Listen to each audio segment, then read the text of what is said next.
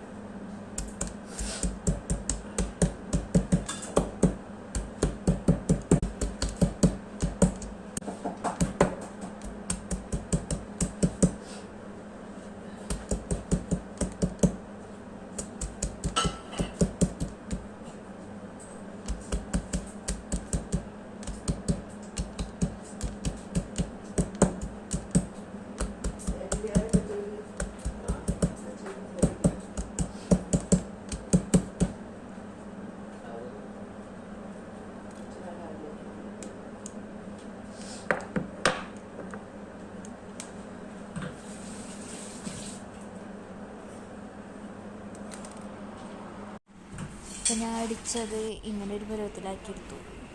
അത് കഴിഞ്ഞിട്ട് നമ്മൾ ഒരു കപ്പ് പയർ വേവിച്ച് വെച്ചിട്ടുണ്ടായിരുന്നു, അതാണ് ഇട്ടത്. പിന്നെ ഒരു ചട്ടിയിൽ ആവശ്യത്തിന് ഓയിൽ ഒഴിച്ചിട്ട് അതിലേക്ക് ഇനി നമ്മൾ നേരത്തെ ഇടിച്ച് വെച്ച വെളുത്തുള്ളിയും ഉള്ളിയും കൂടി കറിവേപ്പിലും കൂടി ചേർക്കണം. അത് ചേർത്തിട്ട് നന്നായി ഇളക്കണം കേട്ടോ. എന്നിട്ട് ഒരുവിധം ബ്രൗൺ കളർ ആവണ വരെ നമ്മൾ നന്നായിട്ട് ഇളക്കിക്കൊണ്ടേയിരിക്കണം.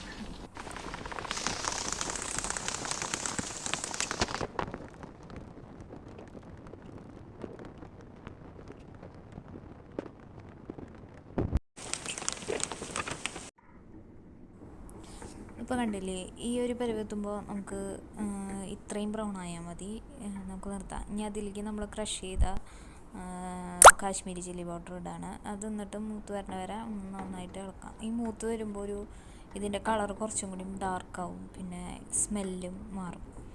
ആ സ്മെല്ല് വരുമ്പോൾ നമുക്കറിയാം അത് മൂത്ത് തോന്നും. അത് മൂത്ത് കഴിഞ്ഞാൽ നമ്മൾ നേരത്തെ വേവിച്ച് വെച്ചാൽ പയറുണ്ട്, അത് ഇതിലേക്ക് ഒഴിച്ചു കൊടുക്കാം.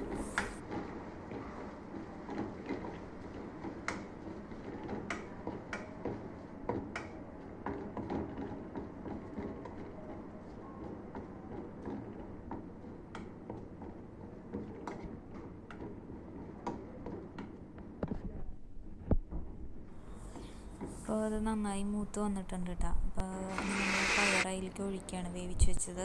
ഇത് എന്നിട്ട് നന്നായി വെള്ളമൊക്കെ വറ്റി പോകണം കേട്ടോ, നന്നായി വറ്റി പോകണം. പയറൊക്കെ നന്നായി വെന്തുടയണം.